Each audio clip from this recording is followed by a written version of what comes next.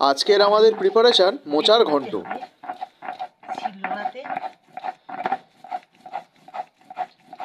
মোচার ঘন্ট তৈরি হবে, তার জন্য ফুল প্রস্তুতি চলছে মশলা বাটাবাটির। এই যে মা ফুল প্রস্তুতি নিচ্ছে।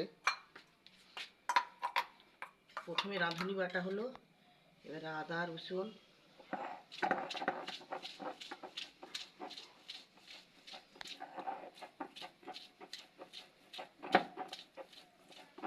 এইভাবে মশলাগুলো সিলে বেটে নেওয়া হচ্ছে, কোনো রকম মিক্সি ইউজ না করে। জিরে ধনে আদা রসুন, আর বলতে হবে এটা। রান্নাঘরে ফুল কদমে আজকে মোচার ঘন্ট রাঁধার প্রস্তুতি চলছে, দেখে নেবেন বন্ধুরা। মশলাপাতি সব বাটা হয়ে গেছে, আরও এক্সট্রা কিছু রান্নাবান্না হবে, শুধু মোচার ঘন্ট না, তারও উপকরণ এখানে রেডি করা আছে। ঠিক আছে,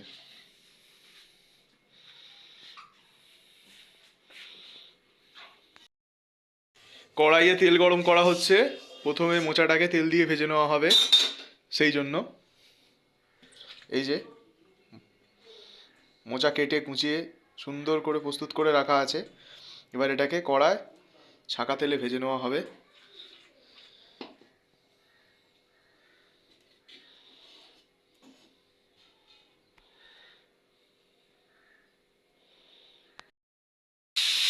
ছাঁকা তেলে চলে যাচ্ছে মোচা ভাজার জন্য।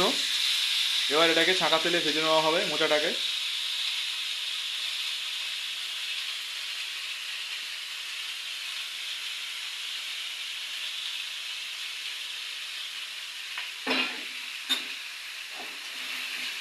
আমরা ফিরে আসছি মোচাটা প্রপারলি ভাজা হয়ে যাওয়ার পর। এরপরে মোচাতে চিংড়ি মাছ দেওয়া হচ্ছে। না এখন না, আমাদের মোচা ভাজা হয়ে গেছে, এবার এটাকে আমরা ঢেলে একটা পাত্রে রাখবো। এবারে মোচা তৈরি করার জন্য মোচার সাথে দেওয়া যে সবজিগুলো থাকে এক্সট্রা, সেই সবজিগুলো ছাঁকা তেলে ভেজে নেওয়া হচ্ছে।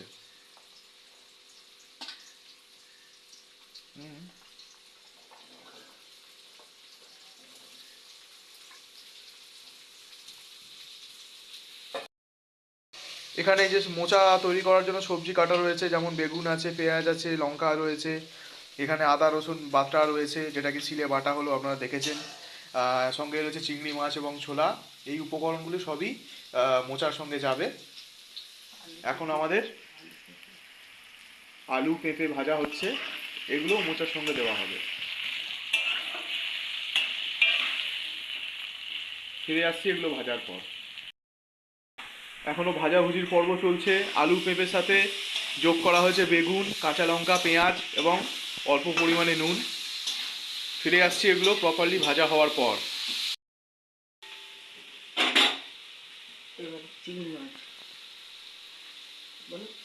এবার চলে যাচ্ছে এই ভাজার সাথে চিংড়ি মাছ আর ছোলা, এগুলো আবার প্রপারভাবে ভাজা হবে সব একসাথে। এখনো ভাজাভুজি পর্ব চলছে। আমার মা এখানে রান্না করেই চলেছে এক মনে। ভাজাভুজি পর্ব চলছে এখনো, আরও কিছুটা সময় লাগবে। ফিরে আসছি এগুলো ভাজাভুজি হয়ে যাওয়ার পর।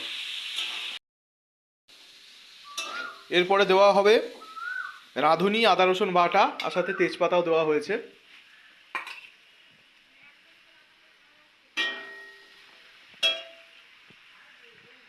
সবজির সাথে সব মশলাপাতি সব চলে গেল।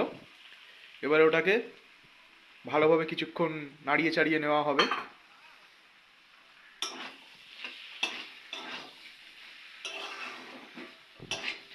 ফিরে আসছি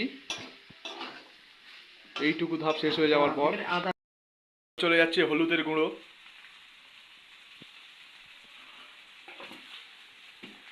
জিরে ধনে বাটা,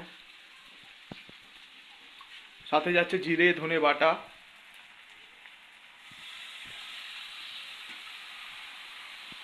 দেখে তো মনে হচ্ছে রান্নাটা খুব টেস্টিই হবে।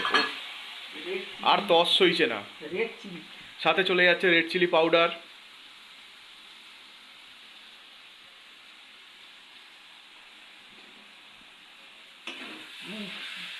না সেটা খুব এইভাবে সব মশলাপাতি দিয়ে আরও বেশ কিছুক্ষণ নাড়িয়ে নেওয়া হবে। সেটা তো খুব দারুণ বেশ মোচা। মারাত্মক সেন্ট ছাড়ছে, কিন্তু মনে হচ্ছে আজকে দুপুরের খাওয়া দাওয়াটা একেবারে জমেই যাবে।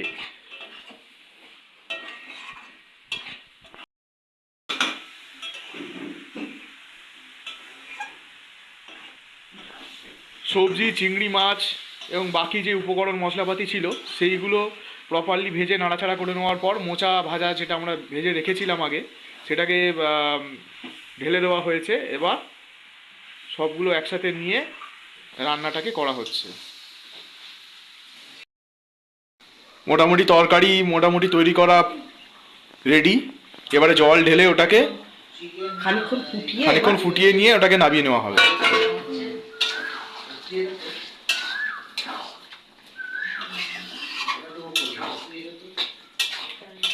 খুব সুন্দর একটা গন্ধ ছেড়েছে।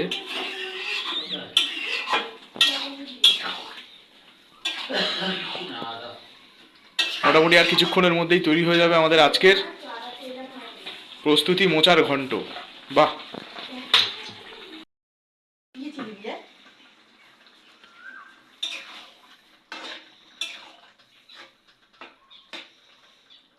খুব সুন্দর সেন্ট বেরিয়েছে।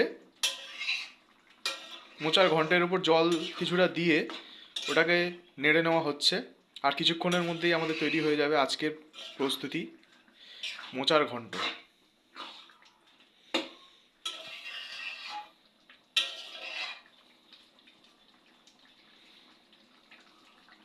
চাপা দিয়ে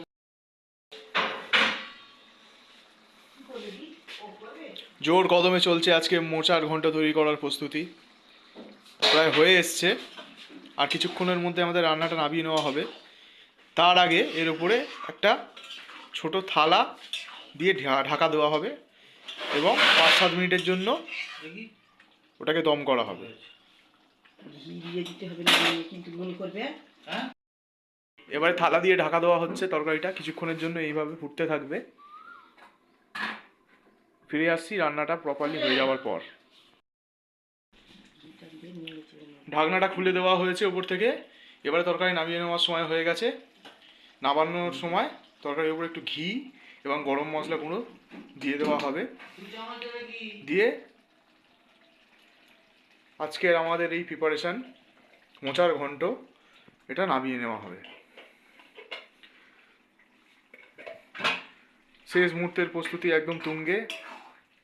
আর কিছুক্ষণের মধ্যেই আমাদের এই তরকারি যে প্রস্তুতি আজকে এই মোচার ঘন্টটি নামিয়ে নেওয়া হবে। নামিয়ে নেওয়া হচ্ছে আমাদের আজকের প্রিপারেশন মোচার ঘন্ট।